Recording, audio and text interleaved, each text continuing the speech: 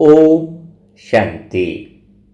बाबा हमेशा याद दिलाते हैं कि हमें दूसरों की विशेषताओं को ही देखना चाहिए। दूसरों की कोई कमी कमजोरी का ना ख्याल आए, न उनकी कमी कमजोरी कुछ दिखाई दे। लेकिन अभी भीतर से अगर यह बात बोली जाए कि चिट्ठी है, उसमें लिखो कि परिवार में क्या क्या कमियां हैं, दूसरों में क्या क्या कमियां हैं, तो पूरी लंबी लिस्ट आ जाएगी, है ना। कि भाई में ये कमी है, बहन में ये कमी है, पति का ये कमी है। ईमानदारी से को कितनी बड़ी लिस्ट आ जाएगी। तो फिर विशेषताएं तो दिखी नहीं, कमी तो सामने दिख रही है। और आत्मा का काम तो वास्तव में देखना है। जो दिख रहा है वो तो दिख ही रहा है। हाँ, जो कोई सुबह तो 9 बजे उठ रहा है, अब उसकी कैसे विशेषता देखे बोलोगे आप। हाँ, 9 बजे उठ रहा है, हाँ, ड्रिंक पी रहा है, बच्चा मान नहीं रहा है। हाँ, तो विशेषताएं देखने का अर्थ क्या है, उसकी बात को समझना होगा। और दूसरी बात यह समझना होगा कि दूसरों की कमियां कब दिखाई देती हैं।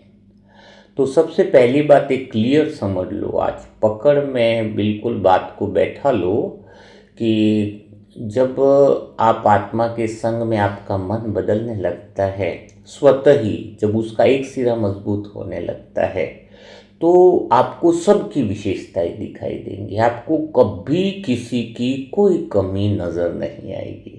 बहुत आश्चर्य की बात है। हाँ, लेकिन आज वही बातें और क्लियर करके आपको समझा रहे हैं। जहाँ तक कल तक आपने देखा कि मन का एक सिरा आपकी तरफ भीतर में गहराई से जुड़ा रहे, जब आत्मा अपने स्वयं के सत्य स्वरूप में रहती है तो ऐसा होने लगता है। तो हम ऐसा क्या करें कि मन को और अच्छे से दिशा दे दें और मन का एक सिरा और गहराई में मजबूत हो जाए, तो आपको बाहर की परिस्थितियां, दृश्य स्वतः बदलने भी लगेंगे और उसका प्रभाव भी आप पर नहीं पड़ेगा। तो सबसे पहली बात जहाँ तक आ रही है वो ये आ रही है कि दूसरों की कमी कमजोरी देखना। तो बाबा के बच्चे में भी कौन से ऐसे बच्चे हैं जो दूसरों की कमियां ज़्यादा देखते हैं, है ना। तो बाबा की जो बी के बच्चे, उसमें दो तरह के बच्चे हैं। मन भी दो तरह का हो गया, शुद्ध मन अशुद्ध मन, है ना। तो दो तरह के बच्चे कौन से हैं। पहले तरह के बच्चे जो हैं, जिसका यह पता चलता है कि जिनका मन का एक सिरा गहराई से आत्मा की तरफ जुड़ा हुआ है, वह बच्चे होते हैं जो ज्ञान का उपयोग स्वयं को सुधारने में लगाते हैं। हाँ, किधर लगाते हैं ज्ञान का उपयोग, किस में लगाते हैं कि स्वयं को सुधारने में लगाएंगे। दूसरों को सुधारने में एनर्जी नहीं लगाएंगे, दूसरों के ऊपर ध्यान नहीं देंगे। हाँ, दूसरों के पीछे अपनी ऊर्जा शक्ति वेस्ट नहीं करेंगे। वो क्या कर रहा है, उसका क्या हो रहा है, वहाँ क्या हो रहा है, बाबा उधर आए कि ओम मंडली में आ रहे हैं, वो बहन क्या कर रही है, वो भाई का ग्रुप कैसा है, उसका कैसा है, वो कैसा, उसको ये बदलना चाहिए, उसका सही है। हाँ, हम तो ये सारी जो चीज़ें हैं, घर में भी पति बदल जाना चाहिए, ये बदल जाना चाहिए। तो आपके ज्ञान का जो केंद्र है, आपने ज्ञान को दूसरों को बदलने में लगा दिया है। जबकि बाबा ने यह ज्ञान स्पष्ट रूप से दिया है आपको, एक ही लाइन में समझ आपको दी गई है कि यह संसार सारा गुरुकुल है, जहां पर आप इस संसार में खुद को सुधारने के लिए आए हो, ना कि किसी और को सुधारने के लिए आए हो। और जब आप अपना रोल इस संगम युग में भूल जाते हो कि मैं दूसरों को सुधारने के लिए आया हूं, तो उस दूसरे को सुधारने के लिए आया हूं, तो इसका अर्थ एक तो पक्का हो गया कि दूसरे सारे खराब हैं और आप एक दुनिया के नंबर 1 जो हैं वो बहुत अच्छे इंसान हो। जब आप दूसरे को सुधार रहे हो, इसका तो आप अच्छे हो गए और दुनिया खराब हो गई। हाँ, तो पहली बात तो यही गड़बड़ होगी ना। फिर तो पहला जो बाबा के सुंदर बच्चे हैं, जो आत्मा की सत्यता में रहते हैं, आत्मा के केंद्र में रहते हैं, वो स्वयं को सुधारते हैं, बाबा के ज्ञान का उपयोग स्वयं के लिए करते हैं, संपूर्ण रीति से स्वयं के लिए करते हैं। फिर कोई पूछता है, कोई पूछता है आप में यह बदलाव कैसे आया, तो वह इस भाव से बताता है कि देखो मैंने ज्ञान का उपयोग कुछ इस तरीके से किया जिससे मेरे अंदर यह बदलाव आया। तो वो अपने अनुभव की बात बताएगा। उसको सुनकर अगर कोई बदलना चाहता है, कोई सुधरना चाहता है, कोई आपकी स्थिति को देखकर बदलना चाहता है, तो वो एक अलग बात हो गई। आपके कहने से आप बदलवा रहे हो तो बात खत्म हो गई, वो सब गलत बात हो गई, फिर तो आप ही नहीं बदले हो। आपकी स्थिति जब दूसरों को बदलवाने के लिए निमित्त बने, या फिर आपका अनुभव कि कोई पूछे आपसे कि आप में इतना बदलाव कैसे आया, तब बताना है, बिना बोले जबरदस्ती कहीं चालू नहीं कर देना है। नहीं तो लोग क्या करते हैं, ज्ञान का गलत यूज करते हैं। तो यहाँ पर बहुत बड़ी गड़बड़ हो जाती है। तो अब बात यहाँ पर आती है कि ज्ञान का उपयोग स्वयं के लिए कितना किया है।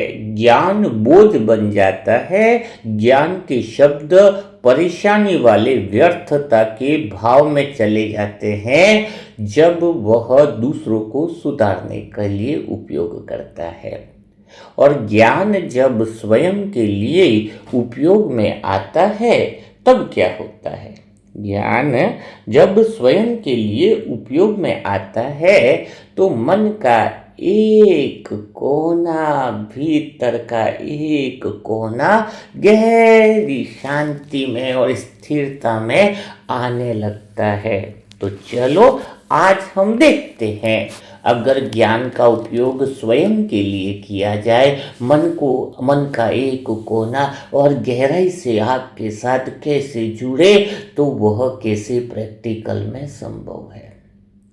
तो देखो, दुनिया में जब मन जो है सत्यता को जानना चाहता है कि वास्तविकता में सत्य क्या है, वहीं पर मन की शुरुआत होती है आत्मा के भीतर के केंद्र से जुड़ने की। दुनिया में बहुत सारी आत्माएं हैं जिनको सत्य जानने की इच्छा ही नहीं है, सत्य को समझना ही नहीं चाहते हैं। उनका तो मन का अंदर का सिरा है ही नहीं, आत्मा से जुड़ना ही नहीं चाहता है। ऐसी आत्माओं के लिए कहा गया है कि भगवान भी आ जाए तो इनको कोई बदल नहीं सकता है। यह हो गई पहली तरह की आत्माएं जो मन अंधकार में ऐसे डूबे हैं, धृतराष्ट्र की मोह की पट्टी ऐसी बंधी है कि वह कुछ भी नहीं करना चाहते। एक दूसरी तरह की आत्माएं हैं जिनका मन थोड़ा सत्यता को जानना भी चाहता है, पूरी ललक नहीं है, थोड़ा जानना चाहता है, और माया में उतरे तो माया की तरफ भी जाना चाहता है, दोनों नावों में पाँव रखना चाहता है। कभी इधर भगवान का मुरली सुना तो इधर कूद गए कि मैं ही हूँ बाबा का बच्चा, और इधर शादियाँ मेहमान आ गए, दूसरी कोई बातें आए तो इधर धराम से कूद गए, अभी मैं ही तो हूँ सब कुछ है। डबल चेहरा, डबल नकाब पहना हुआ लोग, दो नकाब वाले लोग, भीतर में रंग बदलने वाले लोग हैं। तो ऐसी भी आत्माएं हैं। लेकिन एक जो होता है जिसका मन का एक सिरा पूरा सदा के लिए ही जुड़ा रहता है, कभी कट जाता, कभी छूट जाता, कभी कट जाता, ऐसा नहीं होता है। जो कहता है मन वो आत्मा की पुकार को सुन लेता है, परमात्मा की पुकार को सुन लेता है। परमात्मा उधर से कहता है कि तू मेरे पास आ जा, तो तू सदा के लिए सुरक्षित हो जाएगा। तू मेरी गोद में बैठ जा तो तुझे सदा की सुरक्षा मिल जाएगी। जो मन डरा हुआ, जो मन भयभीत, जो मन भविष्य के अंधकार में डूबा हुआ है, जब मन में सत्य की चाह उत्पन्न होती है तो नदी के मानो उस किनारे पर, उस जगह पर, वहाँ पर भगवान की वह अनहद नाद, वो भगवान की वह पुकार, आत्मा के सत्य की पुकार उसको सुनाई देती है। मन को महसूस होता है कि सत्य की छाप तो उधर ही है, सुरक्षा तो उधर ही है। मन को वो पुकार तभी सुनाई देती है जब आत्मा अपने सत्य के केंद्र पर हो। मन में वो पुकार जैसे ही आत्मा के अनहद नाद की सुनाई देती है, मन भागा चला जाता है आत्मा के पास, मन दौड़ा चला जाता है आत्मा के पास, मन भगवान के प्रेम में डूब जाना चाहता है, मन भगवान के प्रेम में मगन हो जाना चाहता है, मन कोई और शोर को सुनना नहीं चाहता है, मन रिश्ते, धोखे, नाते, झूठ सबको छोड़कर उस परमात्मा की छाव में मानो गहरे उस भवसागर में डूब जाए, उसके अलावा और कुछ याद ना आए। लेकिन मन तभी तो भागेगा जब वह आत्मा की सत्य स्थिति को देख लेगा, आत्मा की देखने की स्थिरता को देख लेगा, सत्य के केंद्र को देख लेगा, तो मन का एक कोना इस तरीके से अंदर चला जाता है, इस तरीके से आत्मा से जुड़ जाता है, इस तरीके से परमात्म प्रेम में डूब जाता है कि बस और कुछ दिखाई नहीं देता। मन में निरंतर एक भाव बन जाता है, भगवान तू मेरा है, मैं तेरी हूँ, और कुछ बात नहीं, और कोई वाक्य नहीं, और कोई भी दूसरी फिक्र नहीं, क्योंकि मन अपने फिक्र को छोड़ कर आया है। मन जो है यहाँ पर सुरक्षित रहने के लिए आया है। तो सोचो जरा, पहली बात तो यह हुई कि मन जो है, जिसमें पहला भाव यह पैदा हो कि मुझे सत्य को जानना है, दूसरा भाव यह पैदा हो कि आत्मा अगर स्थिर है अपनी जगह पर तो मन उसे देख पाए। आप सभी भाग्यशाली आत्माएं हो, क्योंकि आप आत्माएं अपनी जगह पर टिक गई हो, स्थिरता में, देखने के भाव में, साक्षी भाव में। तो बहुत जल्दी ही मन जो है आपको देख रहा है, और मानो उस मन को लग रहा है कोई तो है बादलों के पीछे छुपा हुआ, कोई तो है जो मुझे निरंतर अनहद नाद, अनहद आवाज दे रहा है कि संसार में तू डरा हुआ ही रहेगा, इस संसार में तू हमेशा परेशान ही रहेगा, इस संसार में तू सदा उलझा हुआ ही रहेगा, इस संसार में तू सदा भटका हुआ ही रहेगा। आजा तू मेरी शरण में, जहाँ पर तेरी अकाल मृत्यु भी नहीं हो सकती, जहाँ तुझे कोई काल भी नहीं खा सकता।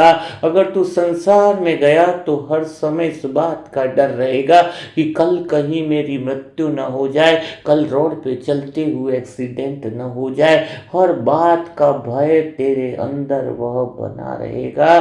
जैसे जैसे आत्मा में स्थिरता होती है, आत्मा में सत्यता होती है, मन के अंदर का भीतर का डर, मन के भीतर में उलझन सारी समाप्त होती जाती है, और मन उस पुकार में बहता ही चला जाता है, मानो वो गहरे परमात्म प्रेम की डोर उसे खींच रही हो, मानो भगवान के प्रेम का आंगन उसे बुला रहा हो कि आजा तू मेरे पास, अब मेरे आंगन में खेल, दुनिया में तूने बहुत खेल लिया, अब तू आकर मेरे इस आंगन में खेल, सत्यता के आंगन में खेल, इस प्रेम में डूब जा, मेरा आंगन तेरे लिए पुकार रहा है। मैं तो कब से इधर तेरी इंतजार में बैठा हुआ हूँ। भगवान कहता है मैं तो पल के बिछा करके बैठा हूँ।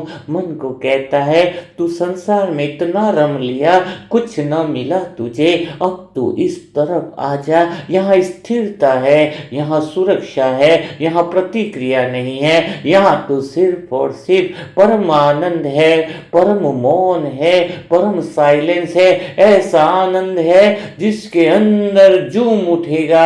ऐसे परमानंद की मानो नदियां बह रही है, परमानंद का महासागर बह रहा है। मन को बार बार कह रहा हो, मानो आत्मा की स्थिति कह रही हो, मानो परमात्मा की पुकार कह रही हो कि हे मन आजा, तू अब इधर आजा, इधर आजा, माया के भटकाव में न जा, अब तू इधर आजा, अब तू इस पाले में आजा। कौरवों का पाला छोड़ दे, रावण का पाला छोड़ दे, रावण की नाव से उतरकर परमात्म नाव में बैठ जा। रावण की नाव में बैठेगा तो डूबना तय है। रावण की नाव में बैठकर पूरी उम्र लगा देगा, पूरा जीवन लगा देगा, तो कहीं तू पहुंचेगा नहीं। कोल्हू की बैल की तरह वही घूमता रहेगा। ये परिवार मेरा, बच्चा मेरा, संसार मेरा, ये मेरा वो, बस तू भटकता ही रहेगा। तुझे रावण की नाव कहीं ले करके नहीं जाएगी, न कहीं तुझे पहुंचाएगी। रावण की नाव तो तुझे भवसागर में डुबा देगी। और ये परमात्म नाव की तरफ आ जा, परमात्म के केंद्र में आ जा, सत्यता के केंद्र में आ जा। यहाँ पर तेरी नाव जो है वो भवसागर से पार हो जाएगी। जन्म जन्म के लिए तू तर जाएगा, जन्म जन्म के लिए तू सुरक्षित हो जा। परमात्मा की पुकार निरंतर कह रही है, आत्मा के सत्य की पुकार कह रही है, जो है उसी पल छोड़ दे। रावण की नाव को छोड़ने का समय आ गया। अगर तूने अभी भी रावण की नाव को नहीं छोड़ा तो डूबने से कोई बचा नहीं पाएगा। कल यह नहीं कहना कि परमात्मा ने निमंत्रण नहीं दिया, उस सत्य ने पुकार नहीं दी। तो आत्मा भीतर से वो भाव लेकर बैठी है, मन के लिए एक ही दिशा लेकर के बैठी है, मन को एक ही बात समझा रही है, एक ही दिशा निरंतर दे रही है।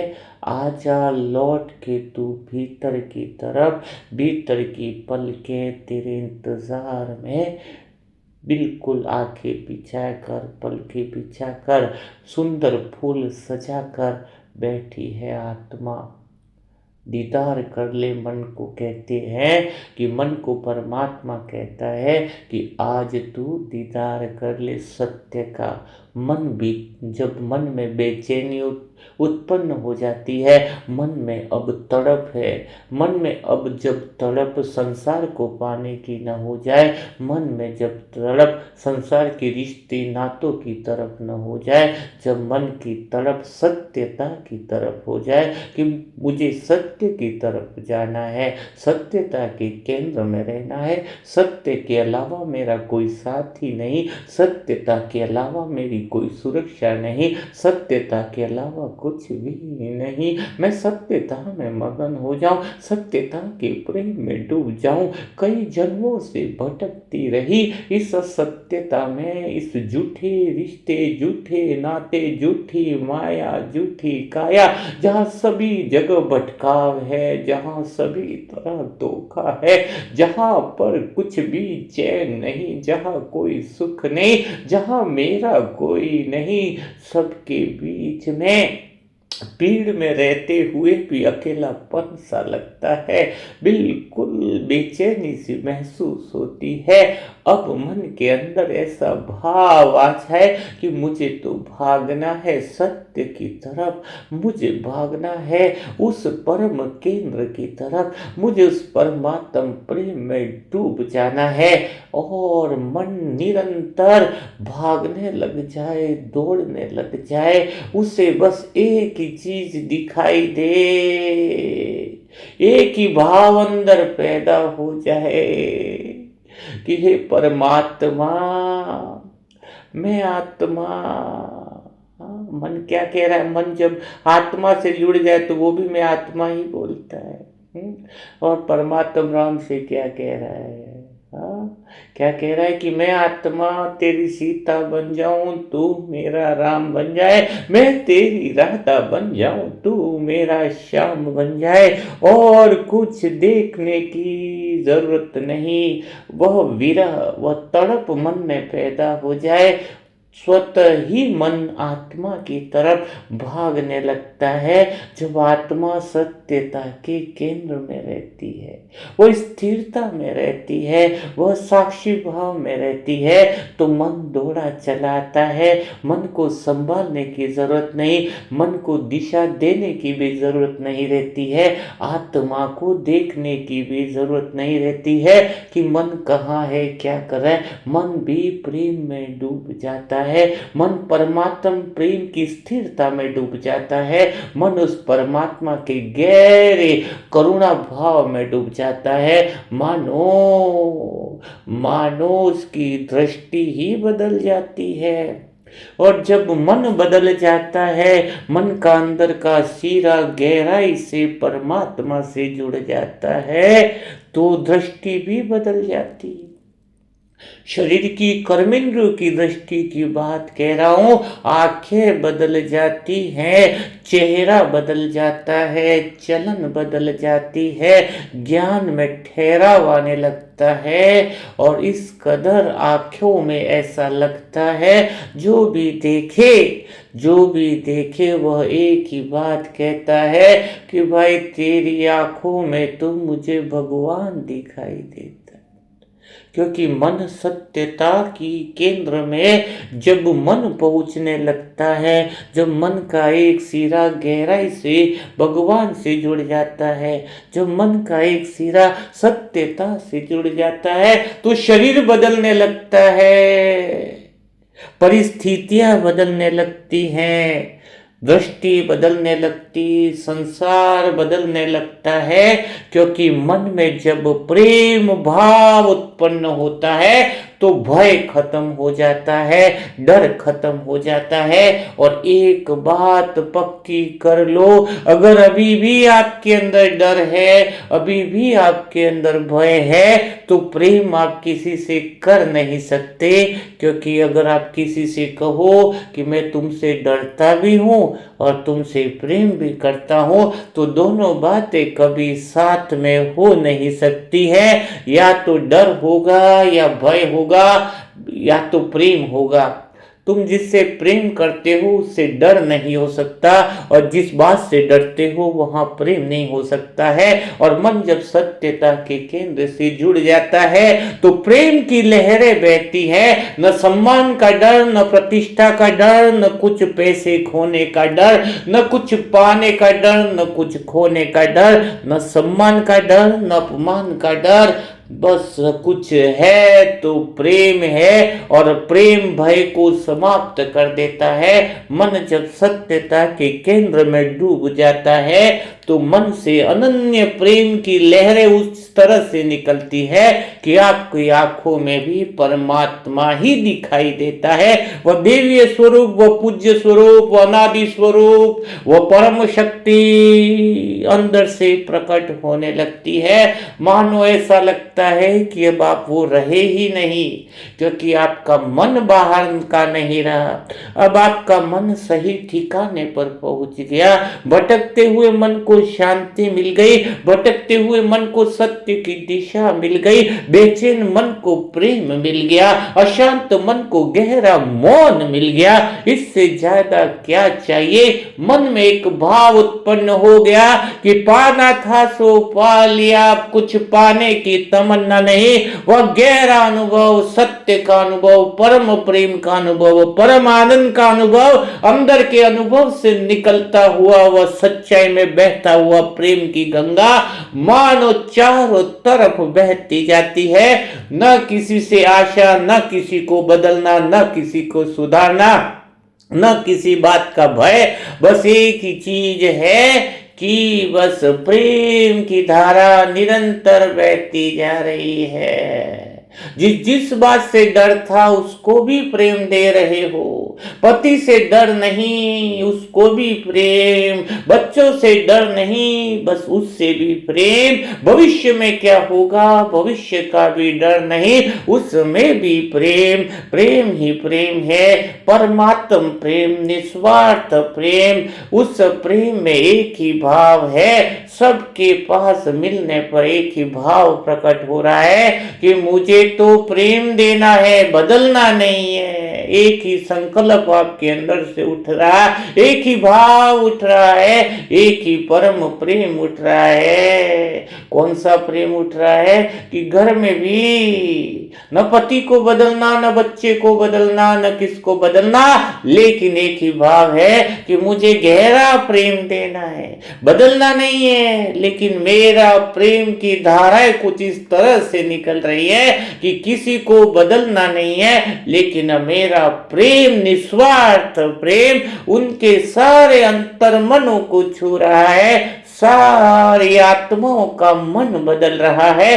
सबका मन सत्यता के केंद्र से जुड़ रहा है। सबके मन में अहंकार पिघलता जा रहा है। सबके मन से भय खत्म होता जा रहा है। आपके अंदर से वो अनन्य प्रेम की धाराएं निकलेंगे। जब मन आत्मा से जुड़ जाएगा, जब मन सत्यता के केंद्र से जुड़ जाएगा, परिवार तो छोड़ो, गली मोहल्ला भी छोड़ो, सारा विश्व बदलने लग जाएगा।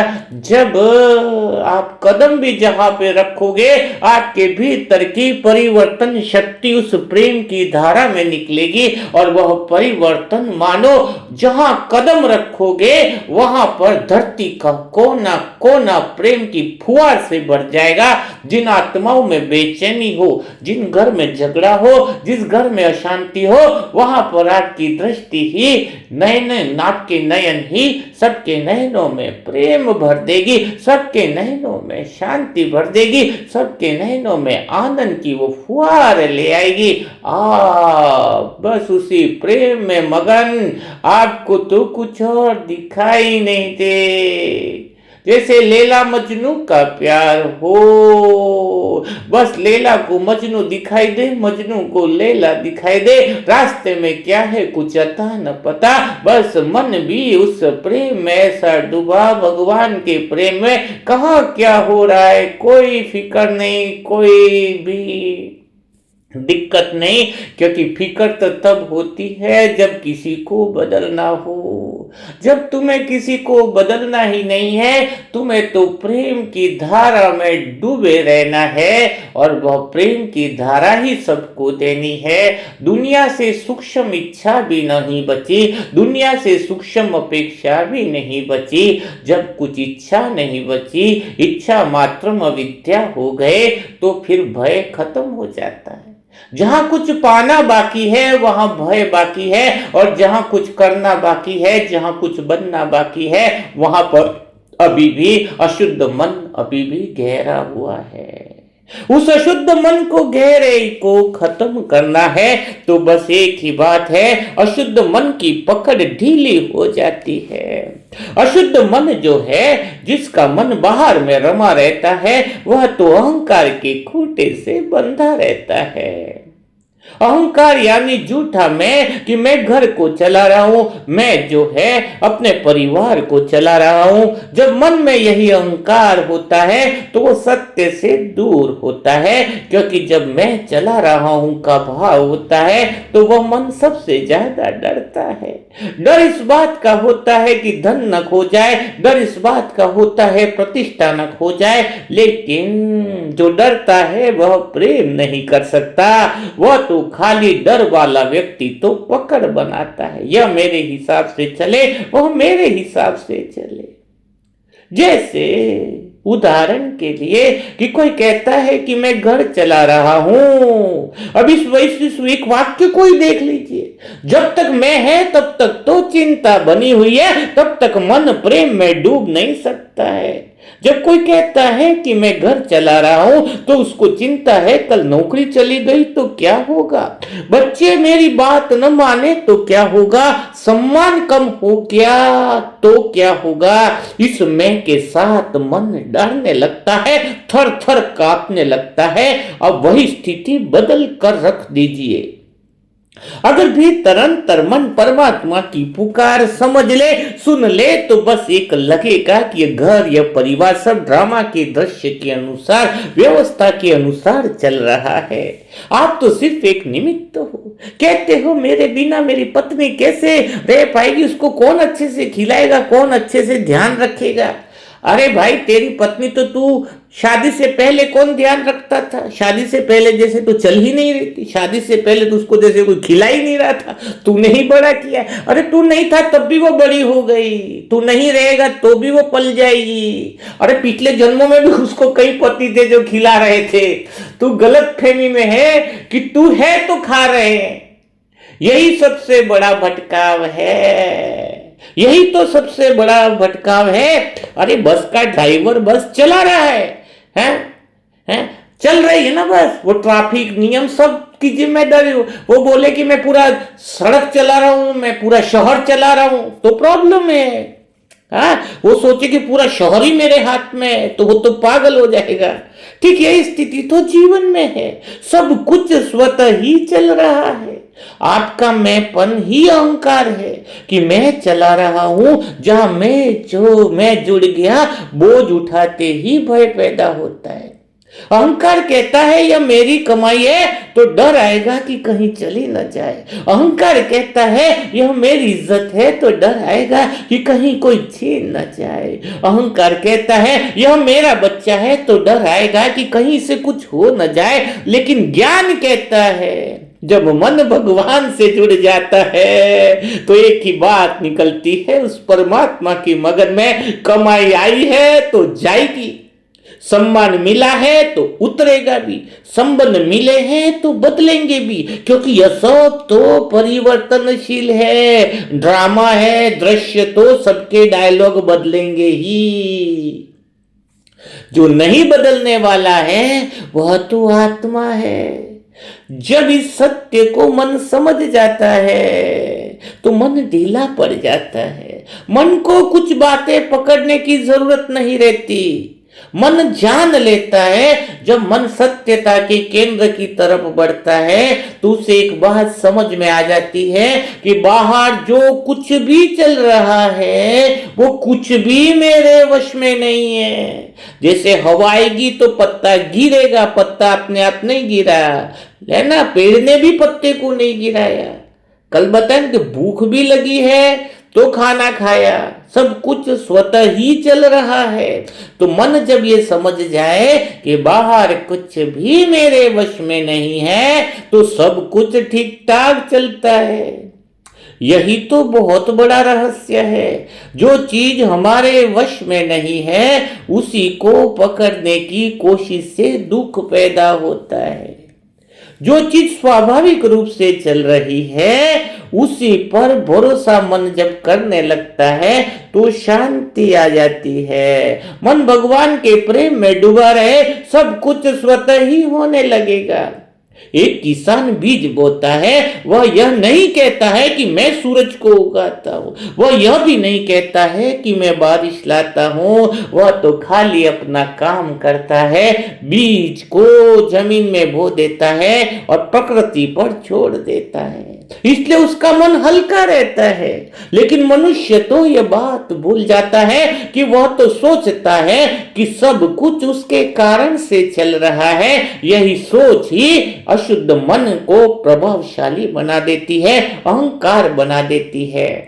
जिसका जितना ज्यादा बड़ा अहंकार है, उसमें उतना ही भय होता है, और जहां भय है वह मन ज्यादा सत्यता से जुड़ नहीं पाता है, वहां प्रेम नहीं हो सकता है। क्योंकि प्रेम में तो छोड़ना होता है और भय में तो पकड़ना होता है। डरने वाला व्यक्ति ज्यादा प्रेम नहीं कर सकता है।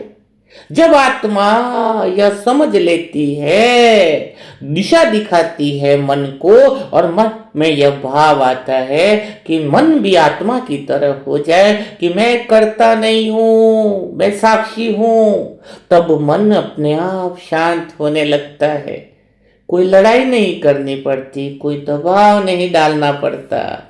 इसलिए योग का अर्थ भी भागना नहीं है, योग का अर्थ है जो चल रहा है उसे ठीक तरह से देखना। यह देखना कि जो मैं पकड़ रहा हूं वो वास्तव में मेरे हाथ में है भी या नहीं है। जिसको तुम पकड़ रहे हो, जो तुम्हारे हाथ में नहीं है, उसको क्यों तुम अपना मान रहे हो।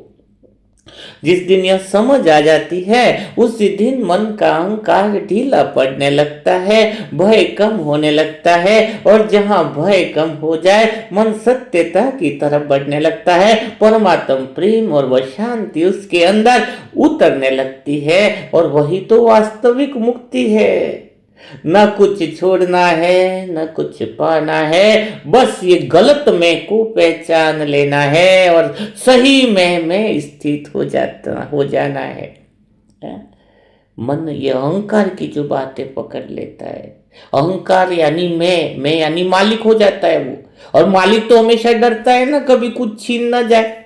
हाँ, मन जैसे ही पकड़ता है कि मैं चला रहा हूं, मैं कर रहा हूं, तो क्या बन गया, मालिक बन गया, बिना काम का मालिक, बिना काम के। जैसे बैलगाड़ी के नीचे कुत्ता चल रहा है, कुत्ता सोचे सारा वजन मेरे पर है, तो वजन लो, टेंशन लेगा वो। हाँ, सारा वजन तो बैलगाड़ी पे। देखो उदाहरण से समझाना पड़ेगा आपको। मान लीजिए आप किराए के घर में रहते हो, छोटा सा मकान है, साधारण सा, आप साफ रखते हो मकान को, ध्यान भी रखते हो, पर रात को नींद अच्छे से आती है। क्यों आ रही है नींद? क्योंकि भीतर में यह स्पष्ट है कि यह मेरा घर नहीं है। अब वही घर अगर अचानक आपका हो जाए तो देखो मन बदल जाएगा।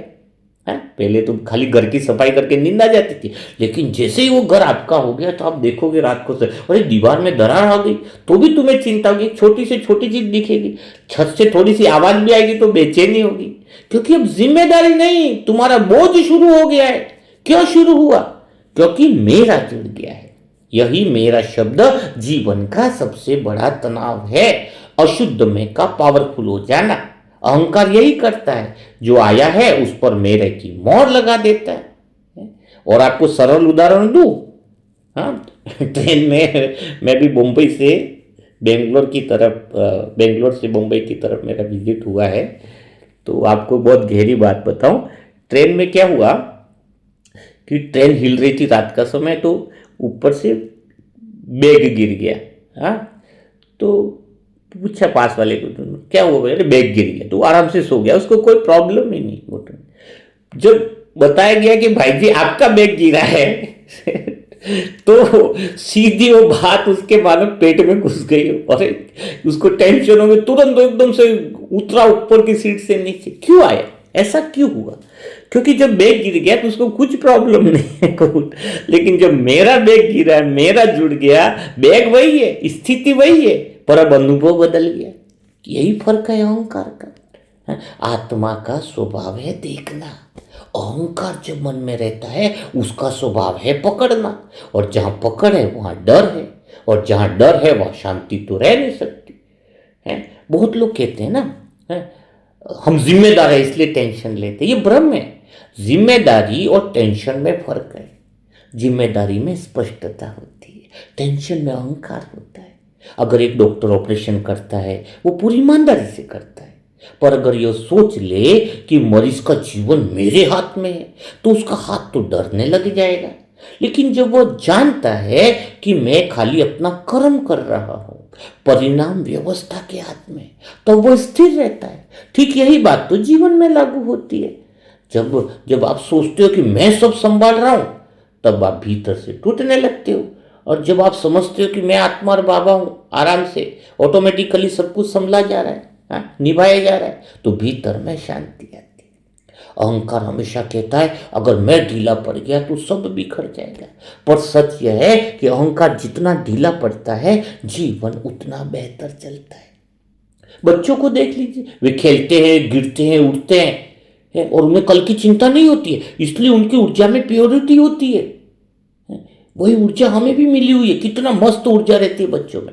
लेकिन वही ऊर्जा हमारे पास है, लेकिन हम अपनी ऊर्जा पर मैं का ठप्पा लगा देते हैं। कैरियर मेरा, इज्जत मेरी, भविष्य मेरा।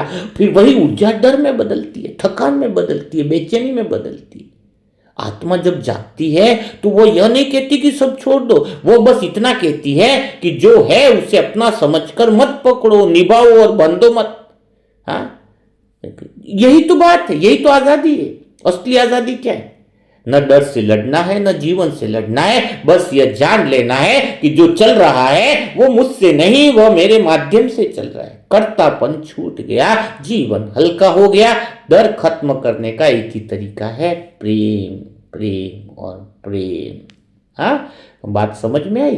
कितनी गहरी और कितनी सब कुछ स्वतः ही बाहर चल रहा है। जब यह समझ आ जाती है तो समझ लो सारी चीजें स्वतः ही हो जाती। अब आपके अंदर एक गहरे राज की बातें खोलो। हाँ, अभी यहाँ पर परिवर्तन की शक्ति का प्रयोग बताता हूँ। हाँ, 40 मिनट तो हो गए। हाँ, लेकिन एक परिवर्तन की शक्ति का प्रयोग कुछ ऐसा है कि परिवर्तन की शक्ति का प्रयोग बता रहा हूं आपको गहराई से। अब परिवर्तन कैसे होता है, परिवर्तन कैसे चालू हो जाता है। हाँ, परिवर्तन की विधि को और आगे की तरफ लेके जा रहा हूं। जब मन अहंकार को ज्यादा पकड़े रहता है, मेरा जमीन, मेरा बेटा, मेरा पति, मेरी पत्नी, हाँ, कोई बोलता मेरी पत्नी है, ध्यान रखना, मेरा ये करना है, तो फिर बाबा तो आया है इलाज करने, आप तो सोच रहे मेरी पत्नी, मेरा बेटा, आप तो सोच रहे मैं इससे प्यार कर रहा हूँ, लेकिन बाबा तो डॉक्टर है, ड्रामा भी डॉक्टर की तरह देखता है। तो ये आपके मन में बीमारी है। क्या है ये? अहंकार, मैंपन मानना, मेरा मेरा। सबसे बड़ी बीमारी तो यही है। मेरे वाला कभी खुश नहीं रह सकता, मेरे वाला खुद चिंता में रहता है, सारे संसार में चिंता फैलाता है। आपका डर आपका लिए नहीं है, चारों तरफ आप डर का वायुमंडल बनाते हो। हाँ, क्रोध का भी यही कारण है। तो अब ये ड्रामा में कौन से दृश्य आएंगे आपके सामने? आपके इलाज करने वाले दृश्य आएंगे, आपको सुधारने वाले ही दृश्य आएंगे। जिसको ज्यादा पकड़ोगे, ये मेरा गौर, मेरा ये हो जाना चाहिए, मेरा वो हो जाना चाहिए, मेरा, तो वो और ज्यादा तुम्हें परेशानी, अब जो समय चल रहा है वो और ज्यादा परेशानी करने वाला है। क्योंकि तुम्हारी जितनी गहरी बीमारी है, तुम जिसको ज्यादा अपना मान रहे हो, कोई कुत्ते को भी ज्यादा मानेगा नहीं, मेरा ही कुत्ता, मैं वो कुत्ता भी उसको टेंशन देने वाला है। क्यों? जब तुम कोई कहता मैं ही अपने घर की जिम्मेदारी निभा रहा हूं, तो उसके पास 50 काम और आ जाएंगे, उसके 2 भाई और फ्री में बैठेंगे घर में, लेकिन सभी लोग काम उसको ही देंगे। तू ही कर, तू ही कर। फिर एक दिन क्या होगा? वो इतना थकेगा, उतना काम उसको मिलेगा, ड्रामा इतना काम उसको देगा, भाई तू ही है ना घर में जिम्मेदार, और आगे बन रहा है और तुझे लग रहा है कि मैं ही कर रहा हूं। सबसे बड़ी बात, जिम्मेदारी निभाना कोई गलत नहीं है, लेकिन उसमें मैं का भाव है, तभी तो कि मैं ही पूरे घर को संभाल रहा हूं। तो ड्रामा कहता है और संभाल, और उलझा रहता, इतना उस देता है जिम्मेदारी, तू अपना ही मत छोड़, ससुराल का भी पकड़, पियर का भी पकड़, और पकड़। और वो इतना जब भीतर से थक जाता है, फिर एक दिन क्या बोलता, मुझसे नहीं होगा। और जैसे ही वो कहता है ना कि अब मुझसे नहीं होगा, तुम अपना अपना देख लो, तब जिनके लिए इतने सालों से आपने किया, वो सब क्या कहेंगे पता है? अरे हमें पता था, ये तो था ही ऐसा, सब नाटक कर रहा था, जब तुम, क्योंकि तुम इतने समय तक सबको मैं करके निभा रहे थे, अचानक उनको वो सुविधा मिलना बंद हो गई। गली में टमाटर लाना है तो एक जन भाग के लिए आ, एक ही जन, कुछ अचानक लाइट बिल भरना, एक ही जन भाग रहा है। फिर वो, क्योंकि उसने तो मान रखा है कि मैं नहीं हूंगा तो करेगा कौन, ना के ना तो सीखा नहीं उसने, और वही कर रहा है। एक दिन थकान तो आएगी ना भीतर में। फिर थकान के बाद क्या होता है कि अब मैं नहीं करूंगा, जैसे ही वो ना बोलता है तो सारे लोग वो जितने दिन तक किया वो सब भूल जाएंगे उसकी अच्छाई, और क्या बोलेंगे, हमें पता था तू अपना रंग दिखाएगा ही दिखाएगा। अरे वो रंग नहीं दिखा रहा, वो थक थक गया है। वो है ना, थक गया है। हाँ, मैं एक सेंटर में था, शुरुआत में मुझे 3-3 मंजिल का पोछा लगाने के लिए देते थे, और मैं यही था कि मैं पोछा नहीं लगाऊंगा तो कौन पोछा लगाएगा, मुझे तो ध्यान रखना है, और मैं धनाधन पोछा लगू, पर थक जाऊं तो भी पोछा लगाना, कहीं बाहर से आऊं तो भी मुझे पोछा लगा। फिर मैं थकने के बाद एक बार बोला मुझसे नहीं होगा, तो दीदिया सब कहती इतने समय तक तू नाटक ही कर रहा था, है आखिर में जिम्मेदारी थी ये सबसे कर रहा हुआ। अरे मैं थक गया है, मैं इतना दिन भर सेवा करो, 3-3 मंजिल का पोछा कहाँ से लगेगा। तो मैंने ना कहना सीखा। ना कहना सीखना मतलब नहीं है मैं कर रहा हूं, नहीं मैं नहीं लगाऊंगा तब भी पोछे लग जाएंगे। आप नहीं थे तब भी आपका परिवार चल रहा था, आपके बुरा मत मानो, पिताजी चले गए तो भी, दादाजी चले गए तो भी आपका घर चल रहा है, दादाजी के दादाजी चले गए तो भी चल रहा है, सब कुछ चल रहा है। हाँ, देखो ब्रह्मा बाबा भी चले गए तो भी भगवान का काम भी चल रहा है। ड्रामा दृश्य है, वो सीन चलेंगे, लेकिन जब आप मैंपन ज्यादा होगा तो आपके ऊपर वो परिस्थितियां, वो सीन, वो दृश्य ज्यादा आएंगे। ये बात पक्की बात समझ। और जहां पर मैंपन खत्म होगा तो क्या होगा, क्यों आएंगे आपको बताता हूं। दृश्य आकर्षित होते हैं। दृश्य क्या होते हैं, आकर्षित होते हैं। जो जैसा है उसको वैसा ही दृश्य मिलेगा। कोई बार बार सोचे कि गली में कुत्ता न काट ले, गली में कुत्ता न काट, कोई भी वो दृश्य, छोटे बच्चों को अगर यूं कहते ना, चाय पी रहा ध्यान रखना तेरे सफेद कपड़े ढोल मत देना चाय को, तो वो वायुमंडल आपने बना दिया, वो उसके अंदर डर, कहीं मैं चाय पी कपड़े पे नहीं गिर जाकर, अब वो डर, वो आखिर में गिरा ही देगा उसको। जब तक समझ था तब तक कोई दिक्कत नहीं थी, अब वो गिर ही जाएगी।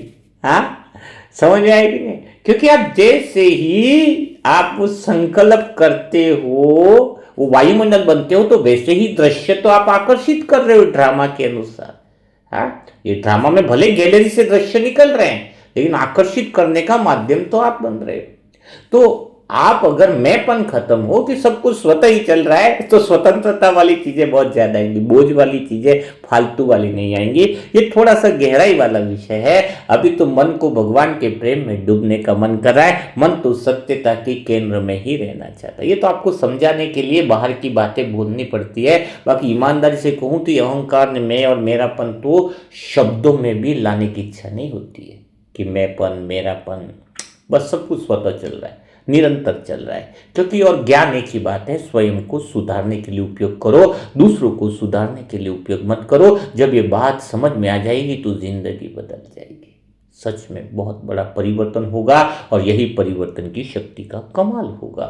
और इसकी जबरदस्त बुक आने वाली है, इस बात को समझना चाह रहे हो, 2-4 दिन में डाउनलोड कर लेना इस बुक को। जिंदगी बदल जाएगी परिवर्तन की शक्ति का जबरदस्त उदाहरणों के साथ, है ना।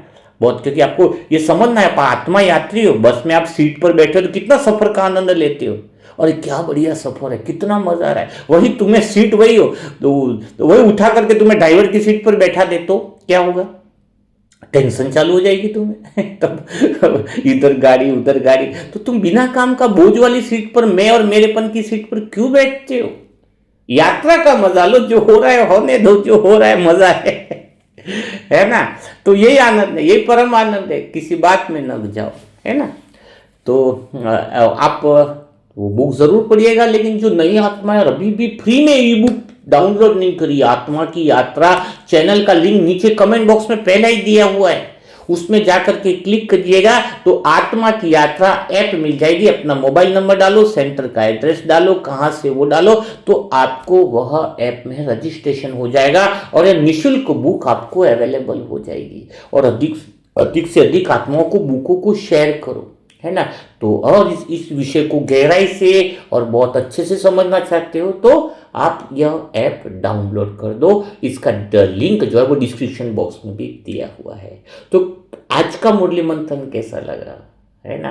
क्योंकि आज की जो बात थी, वरदान भी यही है कि सबकी विशेषताओं को देखो, बुराई मत देखो। तो जब अहंकार जिंदा है तो बुराई दिखेगी, क्योंकि ये मेरा है का भाव आएगा तो फिर वो जो तेरा है उससे दुश्मनी होगी, जो तेरा है उससे तुलना होगी। यह मेरा है, यह मेरा मकान है, तो फिर लगेगा ये उसका मकान है, ये मेरा तेरा में, फिर उसका मकान अच्छा, मेरा मकान छोटा, मेरे 2 कमरे का, उसका 3 कमरे का। हाँ, सभी किराए में है। कितने लोग बोले कि मेरा है मकान, आपकी इसी जमीन पर कितने लोग मेरा मेरा कहने वाले, कोई भी आज तक अपना मकान नहीं बना पाया। कितने भी बड़े रईसज़ादा हो, वो बनाया, रहने वाले रह रहे, चले गए जो बनाने वाले थे, कितने आए कितना गए, लेकिन कोई स्थायी घर बना नहीं पाया ये मुकाम। तो ये जो मेरापन है उसको छोड़ो। तो आज की मुरली मंथन में यही था, सबकी विशेषताएं देखो। विशेषताएं तभी देख पाओगे जब शुद्ध मैं के केंद्र में होंगे। शुद्ध मैं आत्मा हूँ। तो आप वो कमेंट बॉक्स में ज़रूर लिखिएगा कि आपको क्या अनुभव हुआ, क्या सीखने को मिला, क्या मज़ा आया, आपको आनंद में आया। तो वो सारी बातें आप लिखिएगा। कल फिर मुलाकात करेंगे ऐसे दिल छू जाने वाले गहरे मुरली मंथन के साथ। तब तक के लिए सभी भाई बहनों को ओम शांति, ओम शांति, ओम शांति।